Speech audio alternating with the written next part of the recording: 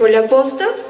Mi persona tiene el agrado de presentar la primera mesa de ese gran simposio nacional, los archivos fotográficos del Cusco, historia, preservación y gestión.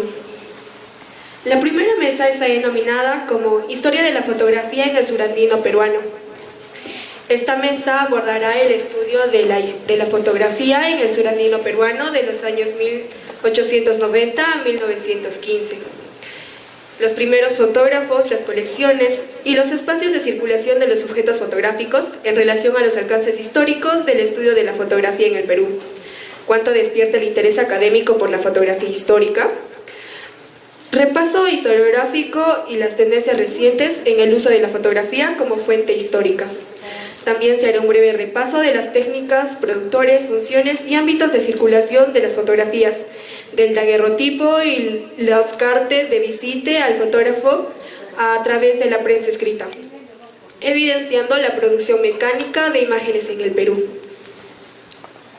Asimismo, cabe indicar que cada ponente tiene 30 minutos para su intervención y se dará 15 minutos para abrir campo a las preguntas. A continuación, presentaré a Juan Carlos Lacerna Salcedo, quien de manera virtual disertará el tema de la fotografía, empresarios de la imagen y registros patrimoniales del Cusco Monumental del año 1893 a 1913. Él es etnohistoriador, doctorado en Ciencias Sociales en la Universidad Nacional Mayor de San Marcos, especialista en la historia de las industrias culturales. Ha desarrollado investigaciones sobre la Amazonía y Sierra Sur peruana. Es autor de Misiones, Modernidad y Civilizaciones de los Campas, Historia de la presencia adventista entre los Ashaninkas de la Selva Central, Universidad Nacional Mayor de San Marcos 2012, Dioses y Mercados de la Fortuna, Recorridos históricos del Equeco y las Salacitas en el Altiplano peruano, Ministerio de Cultura 2013, Religiosidad, Folclor e Identidad en el Altiplano, Una historia de los universos festivos de la Mamita Candelaria de Puno, Ministerio de Cultura 2016, El Bosque Ilustrado, Diccionario Histórico de la Fotografía Amazónica Peruana, año 1868 a 1950, en coautoría Jean-Pierre Chaumel, el CAAP, Centro Amazónico de Antropología y Aplicación Práctica, el IFEA, Instituto Francés de Estudios Andinos, el CNRS, Centro Nacional de Investigaciones Científicas de Francia, la PUCP, Pontificia Universidad Católica del Perú 2016, Sicuris, Máscaras y Diablos Danzantes e Historia de la Diablada y la Identidad Cultural en Puno, Ministerio de Cultura 2018. Asimismo, se desempeña como investigador en la Dirección de Patrimonio Inmaterial del Ministerio de Cultura y docente del Programa de Estudios Generales de la Universidad de Lima. Actualmente realiza una pesquisa sobre la obra del fotógrafo cusqueño Abraham Guillén Melgar. Un gusto, Juan Carlos. Te doy la palabra para que puedas presentar tu tema. Buenas tardes a todos, a todas. Es un gusto para mí también compartir con ustedes. ¿Me pueden confirmar que el audio es adecuado y que se puede ver mi proyección? Sí, sí se escucha, gracias. Ya, perfecto.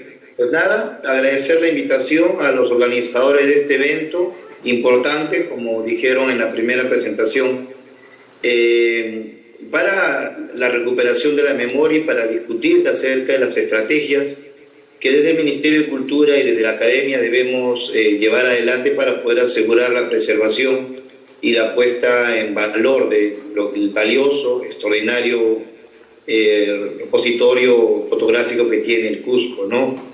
Cusco, entendemos también, ha jugado históricamente un lugar importante dentro de lo que podríamos llamar los imaginarios transatlánticos del Perú, y también sigue jugando hasta el día de hoy un rol fundamental dentro de las narrativas patrimoniales que tenemos en el país y que se proyectan a través de los sectores privados, la industria cultural y también a través de la propia gestión del Estado, Ministerio de Cultura y otras instituciones.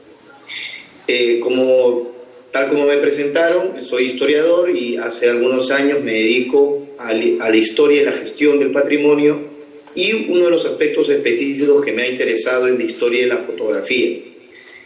Sobre ello, ¿no? He trabajado ya algunas investigaciones y digo algunas publicaciones. La última en realidad ya ha sido publicada y fue presentada el año pasado en el Cusco, que tiene que ver con la historia de un fotógrafo importante, muy importante, para lo que llamaríamos el registro del patrimonio, el cusqueño Abraham Guillén Melgar. La propuesta que tengo para el día de hoy reflexiona en relación a tres elementos, ¿no? La fotografía, la tecnología fotográfica, los llamados empresarios de la imagen y el registro patrimonial del Cusco monumental. El contexto 1893-1903, 20 años que están enmarcados en algunos hitos significativos para la historia de la fotografía y para la historia de la puesta en valor del monumento, de la monumentalidad cusqueña. En 1893 se da en el Perú las primeras reglamentaciones que van a de alguna manera establecer las normas para el registro fotográfico de los monumentos. Esto por el interés que tenían ya empresarios privados, fotógrafos, empresarios, por registrar fotografías para poder expenderlo a un público creciente, un público nacional, por lo general, que estaba integrado por sectores medios, sectores profesionales, pero también para un público extranjero, que en el contexto de finales del siglo XIX empezó a recorrer, ¿no? El Perú y empezó a generar también una demanda por imágenes fotográficas de un país imaginado, ¿no? Un país donde además la monumentalidad juega y haga un rol importante. Y termina en 1913 con la creación ya del Instituto Histórico del Cusco, una de las primeras iniciativas, podríamos llamar, de gestión patrimonial de Valcárcel y de la generación de la reforma universitaria del Cusco, donde se anota entre las funciones que plantea el instituto, la elaboración de registros fotográficos, ¿no? Entonces, me interesa además por ser un contexto donde dentro de la intelectualidad cusqueña se evidencia un mayor interés por el valor que tienen los monumentos prehispánicos, de manera complementaria también los monumentos coloniales. Es también, en ese sentido, un cambio dentro del discurso del progreso, de la modernidad, ¿no? Del porvenir, dentro de las propias élites intelectuales cusqueñas, ¿no? Todavía para el fin del XIX centraban más bien su mirada, me le estoy escuchando, no puedo, me está interrumpiendo, que ya para que a final del XIX, desde la creación del Centro Científico del Cusco, más bien había centrado su interés en la articulación del territorio amazónico y todas las posibilidades que la floresta podía despertar, ¿no? Generar en los intereses del Cusco, en el contexto del caucho y también de las exploraciones para conseguir una vía para la navegación transoceánica. A finales del siglo XIX y sobre todo en la década de 1900, vemos en la prensa regional, en los discursos, cómo va generándose un mayor interés por el patrimonio monumental, ¿no? Y esto es quizás el punto que yo intentaré plasmar esta vez a través de las fotografías, que son finalmente los registros fotográficos que he podido ubicar y que permiten pues plantear esta reflexión.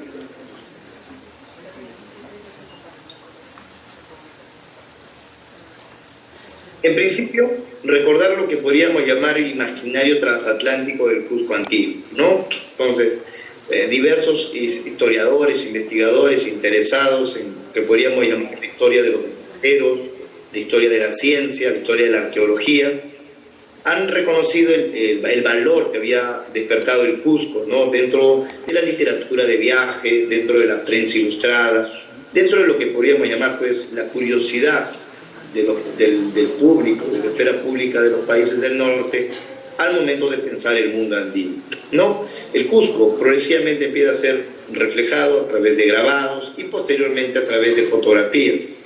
Algunos viajeros icónicos de este proceso de plasmación visual van a ser el norteamericano Squire, ¿no? Quizás como figura más destacada, quien ya para finales de la década de los 60, inicio de la década de 1870, está marcando una serie de escenarios icónicos dentro del paisaje arquitectónico monumental que luego serán reiterativamente anotados por los viajeros y por los fotógrafos que le van a suceder, ¿no? En la imagen, una de los grabados basados en fotografía inicialmente del viajero Squire, publicado en su obra en del año 73, y al costado una imagen que aparenta ser Ollantaytambo, tomado de una plancha de grabados publicada en Alemania en 1877.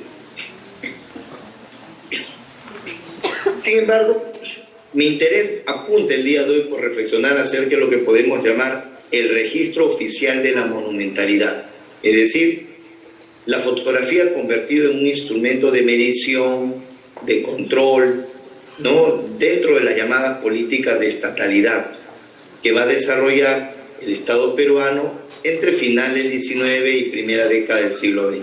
¿A qué me refiero con eso? Una vez que, ¿no?, se reconocen las posibilidades que ofrece la fotografía, ¿no?, como instrumento de medición científico, habrá necesidad por parte, desde la perspectiva de los gestores, ¿no?, con capacidad de incidencia entre las políticas gubernamentales, de crear registros del país.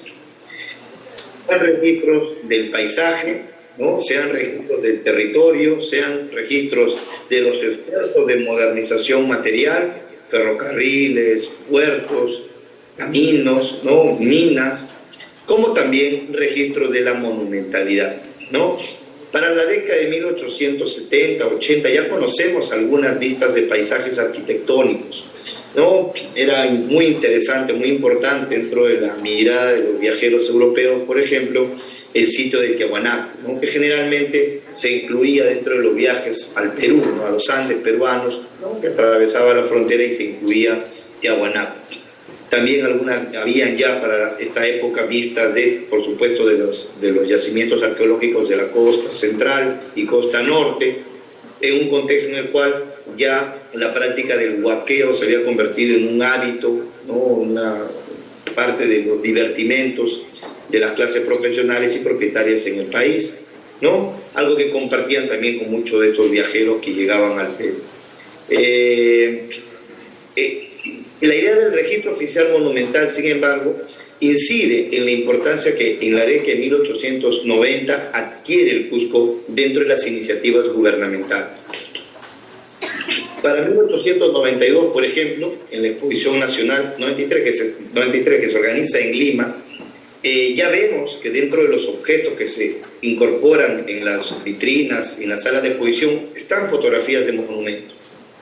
Hay alguna fotografía del Cusco que no se ha podido identificar al fotógrafo, esto lo señalan las fuentes documentales. Hay fotografías de escuela también, que fueron tomadas por un fotógrafo viajero alsaciano que luego se asienta en Lima durante toda la década, Jean-Charles Kroll. Y hay por ahí algunas fotografías más de monumentos que acompañan fotografías de piezas arqueológicas. En 1892, sin embargo, se organiza lo que podríamos llamar la primera comisión de registro fotográfico oficial de monumentos. Esta fue organizada por el gobierno, ¿no? En esa época esto dependía del gobierno del Ministerio de Gobierno y Obras Públicas, y la persona encargada de hacer este registro fue Enrique Arnáez. Tenemos poca información todavía de esta expedición.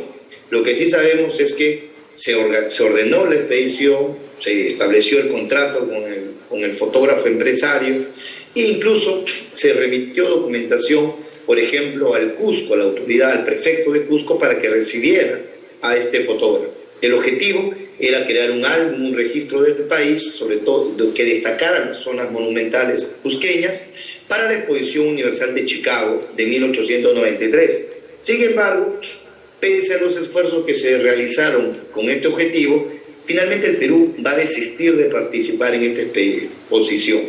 Hubo muchos problemas, retrasos y circunstancias que finalmente obligaron al gobierno a desistir de la invitación que había recibido del gobierno norteamericano. Lo que se va a exponer en Estados Unidos en términos monumentales o arqueológicos o etnográficos, en ese caso, serán los materiales que los propios comisionados norteamericanos recogieron en el Perú para organizar algunas de las salas de exposición. Estuvieron aquí algunos de ellos en el año 92, justamente para recoger objetos y también fotografías. Otro momento interesante, la Resolución Suprema del 10 de abril de 1893, que establece normativas sobre producción comercial de fotografías de recintos arqueológicos. Lo que establece esta resolución es que hay una libertad para los empresarios de fotografiar, para reproducir y luego para expender. Sin embargo, tienen la obligación de entregar a la autoridad prefectural una copia de cada imagen. Eso es lo que establece la norma. Entendemos que es interesante, ¿no? Entendemos que la resolución está pensada ya para la existencia de fotógrafos regionales. Es decir, no solamente fotógrafos que desde Lima o desde Arequipa, que eran las ciudades más dinámicas en términos de producción fotográfica, podían recorrer, estos fotógrafos, como vamos a ver más adelante, recorrer el territorio, crear un registro para luego extenderlo en las grandes ciudades, sino aparentemente está pensada también en las posibilidades que fotógrafos locales, regionales, pudieran desarrollar también esta actividad, ¿no? Bajo el cumplimiento de la norma que ahora se está estableciendo. Y el último de estos hitos que yo quiero destacar aquí es ya una convención que sí logra crear un álbum, ¿no? Y un álbum con vistas de todo el país. Es la comisión dirigida, esta vez organizada por el Ministerio de Fomento, ya se había creado el Ministerio de Fomento en el 96, y que va a ser encomendada a un comisionado, Eugenio Cummins, quien a su vez contratará a un fotógrafo llamado Guillermo Lobatón. Lobatón recorrerá durante el año 99 varias ciudades del sur del país: Arequipa, Moquegua, La Tacna Libre, Locumba, y por supuesto Puno, y llegará al Cusco. En este viaje va a ser, no de manera, será comentado de manera resaltante por los medios en diversas ciudades del sur del país. Y es en el Cusco donde además despierta mucho mayor entusiasmo, ¿no? La prensa de entonces comenta mucho acerca del viaje de Lobatón e incluso describe muchas de las fotografías que el fotógrafo está rescatando y que luego se integrarán en las colecciones del gobierno. Según la documentación, una serie completa de las fotografías tenía que integrarse y finalmente se integró en el llamado Álbum República Peruana 1900, cuyo objetivo era integrarse al pabellón peruano durante la Exposición Universal de 1900 en París. Otras copias tomadas por el fotógrafo debían pasar a las instituciones científicas y culturales, entre ellas la Sociedad Geográfica de Lima, el Archivo de Límites y la Biblioteca Nacional.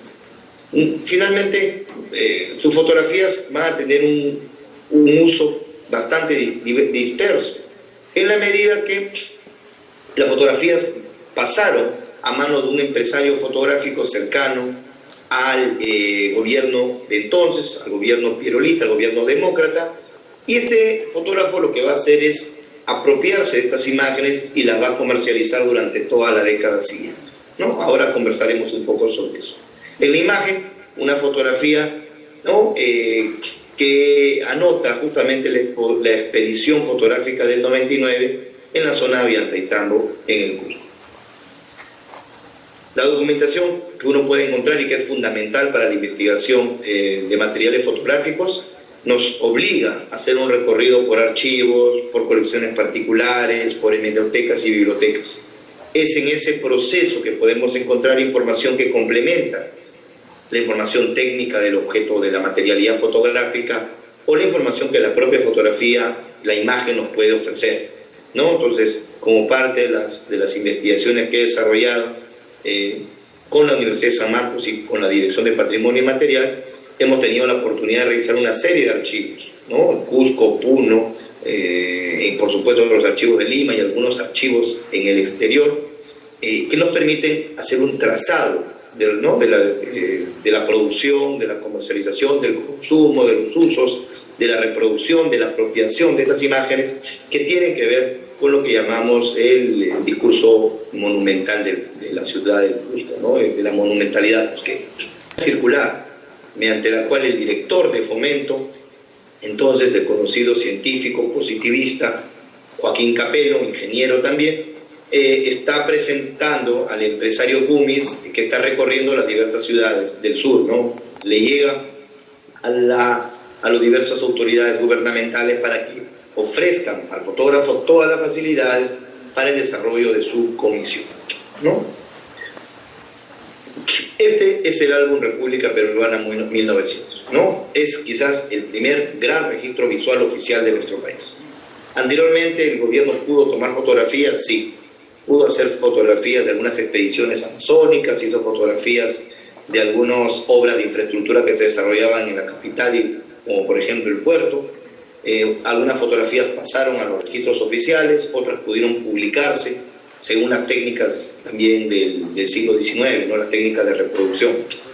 Pero este álbum nos ofrece un recorrido, entre comillas, total del país, ¿no? Desde la perspectiva de los gestores culturales, de los actores políticos que estaban enmarcadas en una época de reconstrucción nacional y un discurso positivista, pues, ¿no? Que entendía la necesidad de, a través de la ciencia, encaminar al país a su completa reconstrucción, a su renovación, ¿no? Hacia el futuro.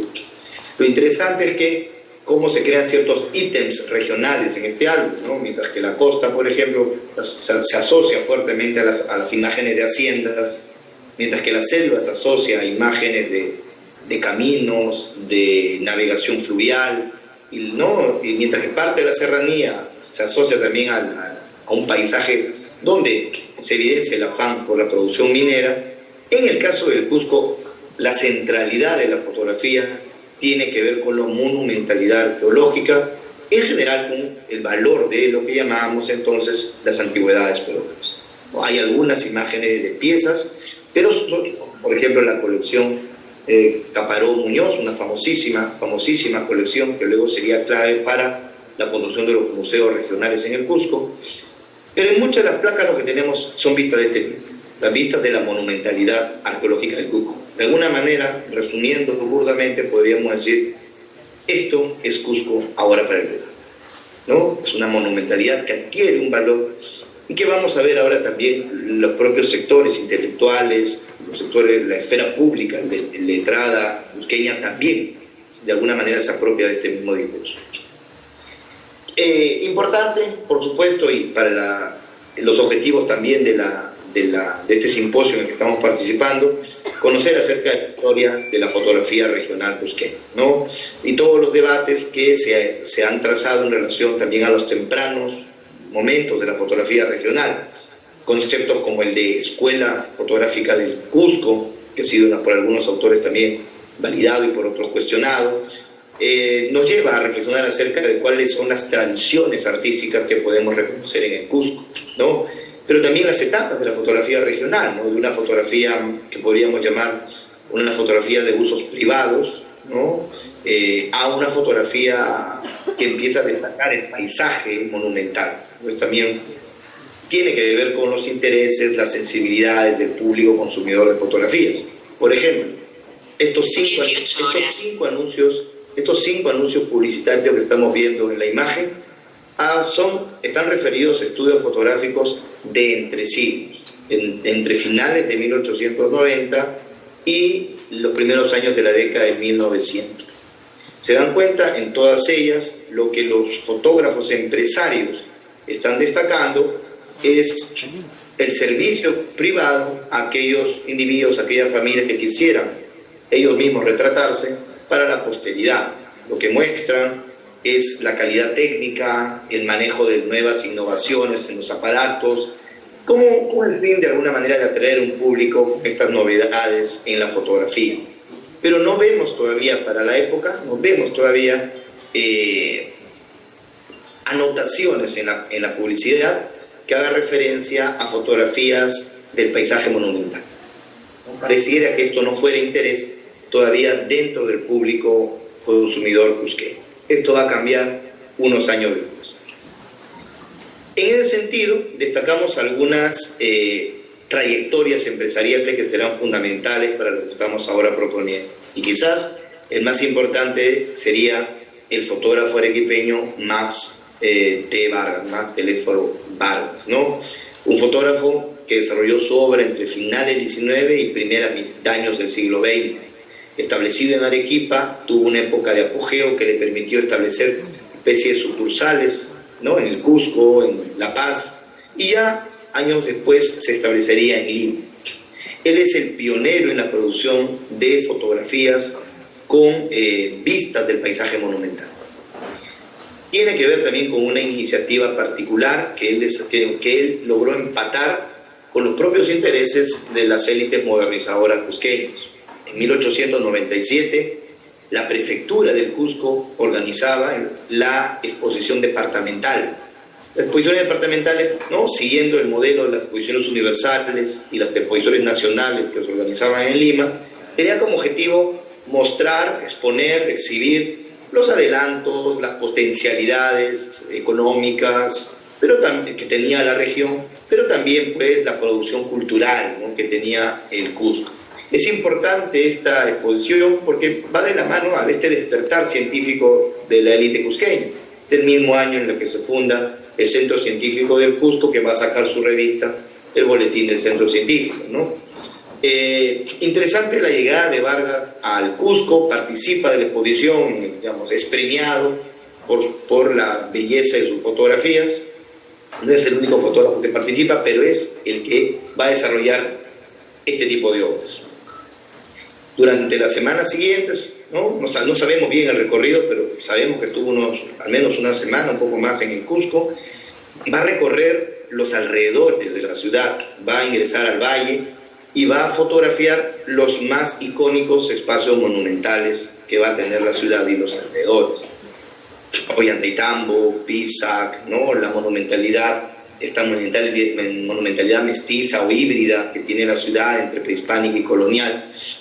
Será muy importante. El registro que desarrolla Vargas será clave para los años siguientes, porque él es un empresario bastante proactivo y también bastante exitoso, lo que le permitirá colocar sus fotografías en diversos tipos de público, ¿no?, a escala regional, a escala nacional y a escala transnacional, ¿no? Uno puede encontrar hoy las fotografías de Vargas en nuestras colecciones de los museos nacionales, en la colección de intelectuales como Luis E. Balcarce, en las colecciones de los museos, ¿no?, de los museos extranjeros, o en las colecciones de importantes investigadores que estuvieron en el país, como es el caso de Max Vargas, ¿no? En diversos escenarios, la investigación nos permite ubicar las fotografías de Vargas a través de dos formatos. Primero, a través de papel citrato, o sea, imprimir una fotografía, y más adelante, a partir de las tarjetas postales, de alguna manera se convertirá pues, en el precursor de la fotografía monumental cusqueña, ¿no? Y tendrá vigencia durante varias décadas, ¿no? Además de estas fotografías icónicas, lo que tenemos es la producción de tarjetas o de series postales también editadas por Vargas. La primera que conocemos son aproximadamente, con motivos cusqueños, deben ser aproximadamente 1905 o 6. ¿No? Inicialmente, Vargas, como otros empresarios que se interesaron en las tarjetas postales, lo que hacían era mandar fotografías a casas editoriales europeas, ¿no?, sobre todo en Alemania, en Francia, y allí ellos se encargaban de crear pues, las series, 1000 copias de cada una de sus fotos, y estas eran lo que luego regresaban al país y se vendían, se expendían, ¿no? En un principio tiene una razón de ser, todavía la capacidad técnica es escasa para los impresores peruanos, entonces se explica, y además el apogeo, ¿no?, el lugar protagónico que tenían las editoras francesas y alemanas para la producción de tarjetas postales a escala mundial, ¿no? Más adelante ya las técnicas se mejorarán en el Perú y vamos a ver que tenemos editores peruanos elaborando este tipo de trabajo. Estrategias comerciales. Es interesante preguntarnos también acerca de esto, ¿no? ¿Cómo es que se expende? ¿A quién se expende? Reconocer que hay una demanda de fotografías del Cusco incásico, ¿no? Hay una vieja imagen del país de los incas que reclama de alguna manera cierto tipo de souvenirs, ¿no? Y es ahí hacia donde apuntan estos empresarios de la imagen. En segundo lugar, también está en un público nacional, por lo general un público de sectores propietarios y una clase media profesional, ¿no? La que despierta también el interés por este tipo de fotografía que entonces se llamaría pues etnográficas, arqueológicas, llamaríamos hoy, ¿no? Los fotógrafos intentan, vamos a ver que está en un contexto en que los fotógrafos intentan, entre comillas, mantener la propiedad de sus fotos, reclamar autoría, ¿no? Ya para esta época está reclamando, aunque en muchos casos vamos a ver que las imágenes circulan, ¿no? Rompen de alguna manera el control que ejerce el creador de la fotografía o se incorporan a otras iniciativas editoriales de diverso tipo, ¿no? Propio también de lo que llamamos capitalismo impreso de finales del 19 e inicios del 20, ¿no? Cuando encontramos las fotografías, tanto en los archivos como en las colecciones particulares, nos encontramos entonces con los sellos de los fotógrafos, a veces algunas indicaciones que están reclamando derecho de autoría, y nos encontramos con estas anotaciones alatas, que es muy común encontrarlas también, ¿no? Y esto se debe a la forma en la que se vendían las fotografías, ¿no? Generalmente o se vendían en los estudios fotográficos directamente, o en otros casos se expendían en tiendas, en comercio, ¿no? Estos comercios vinculados al consumo de las élites, pues sectores decentes, como se llamaba entonces, se usaba la categoría entonces. Y en estos lugares lo que se hacían, había especie de catálogo, y los catálogos tenían numeración. Lo que hacía el comprador era ir y anotar la fotografía, a veces no venía el nombre y le ponía, el fotógrafo le ponía un nombre a la fotografía, como el que estamos viendo acá, Baño del Inca, Cusco, y luego le ponía una numeración. Esto lo hemos encontrado en algunos cuadernos de campo, por ejemplo, en los cuadernos de Max Uhle. O sea, Uhle anota, ¿no? Uhle era un coleccionista de fotografías, y por supuesto el tema arqueológico era central en su colección, además de tomar fotografías él. Pero en los cuadernos encontramos anotaciones donde pone el estudio o la casa donde está comprando y el número de la foto que quiere comprar, ¿no? Era una estrategia que se utilizaba entonces. Y bueno, sería simplemente eso para hablar aquí. Hay un punto que hoy sí no puedo trabajar por el tiempo, pero que es interesante reflexionar en la estrategia comercial de Vargas, ¿no? Muchas de las fotografías de Vargas y luego de las postales que él mismo va a mandar a imprimir tienen lo que podríamos llamar tipos indígenas, ¿no? No es una tipología etnológica, etnográfica, que tiene que ver con el trabajo científico de etnología de entonces. Fotografías 3/4, ¿no? De frente y de perfil, como una herramienta de medición de la otredad. Sino son más bien fotografías que podemos llamar más bien costumbristas, ¿no? Pero que es importante cómo ciertos tipos van a ir destacándose. Y uno podría reflexionar más adelante luego cómo, para la década de los 20, los 30, por ejemplo, ciertos tipos de vestimentas del Valle del Cusco, de la zona de Pisa, por ejemplo, se convierten en icónicas marcas del folclore y de la cultura de la vestimenta indígena, ¿no? Ahí, por supuesto, luego cómo esto se proyecta a escala nacional, ¿no? Ya para la década de los 30, cuando el discurso del folclore y la folclorización se convierte también en una herramienta que se proyecta en el país, ¿no? Entonces, un punto que serviría interesante, ¿no? En la fotografía, cuando identificamos a los sujetos y pensar a quiénes fotografía Vargas, al menos en su expedición en el curso. Contrató indígenas, eran, entre comillas, los cargadores. Acuérdense que él recorría con los aparatos que eran una bestialidad, ¿no? Eran recos de mula para llevar a los aparatos, las placas y los insumos. Eran ellos mismos, los vestían, es decir, entre comillas, los performaba, ¿no? Para responder a la demanda y la curiosidad. ¿O cuál era la situación? Son quizás cuestiones que en el futuro podríamos responder y tenemos la opción de encontrarnos con nuevas formas.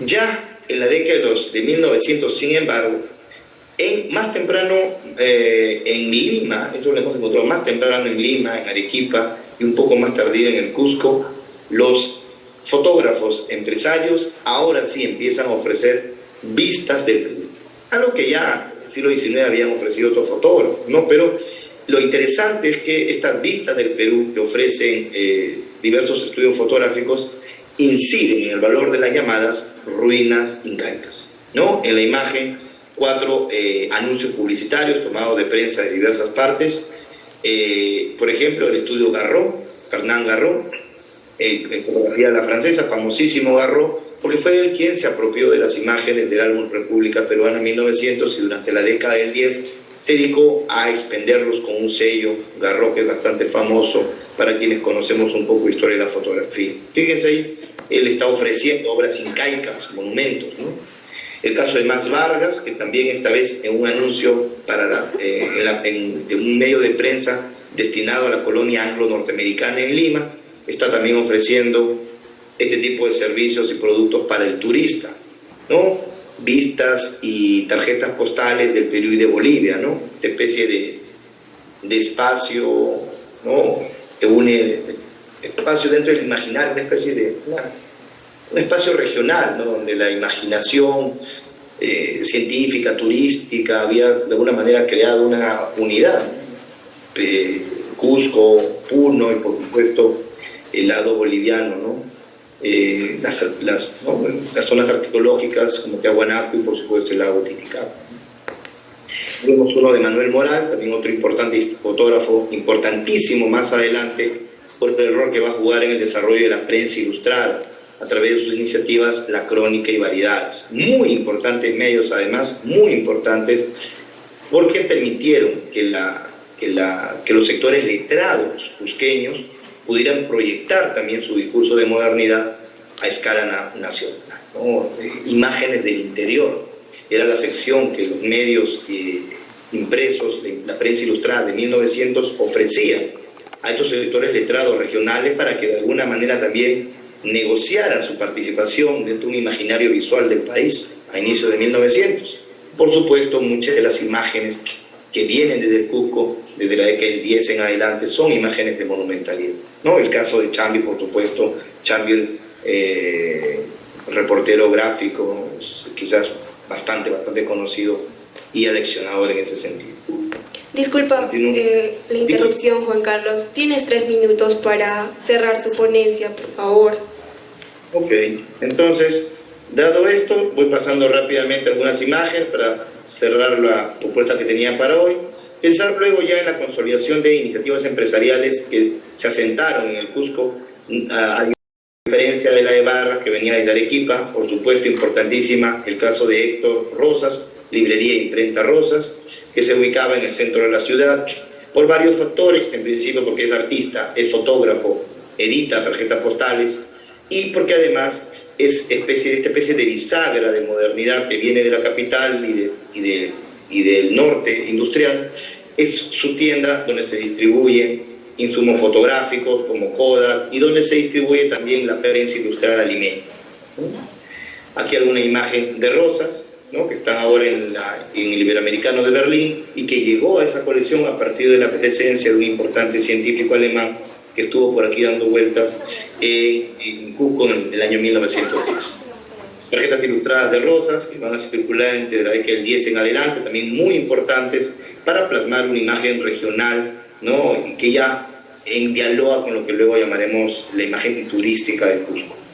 Luego, por supuesto, entender la propaganda, ¿no? Muchas de estas fotografías son también un instrumento de propaganda y va a aparecer en diversas publicaciones oficiales, tanto promovidas desde el gobierno central como desde los intereses de las élites regionales. Y estas fotografías van a seguir consumiéndose mucho tiempo después de haber sido producidas. Podemos decir que recién hay un recambio del imaginario visual en la década de los 30 en el contexto del cuarto centenario de fundación del Cusco, que permite pues el desarrollo de nuevas iniciativas de producción fotográfica, quizás la más importante, la que fue adelante Balcarce con el Museo Nacional y donde participó el famosísimo fotógrafo Abraham Guillermo Melgar. Eso quizás, y solo para cerrar, pues lastimosamente no podemos ver todo esto. Este es el último punto con el que voy a cerrar mi presentación y que es también parte del ofrecimiento que hice inicialmente. La importancia del valor que adquieren las ruinas dentro del discurso identitario cusqueño, en un contexto previo al posicionamiento científico y global de Machu Picchu.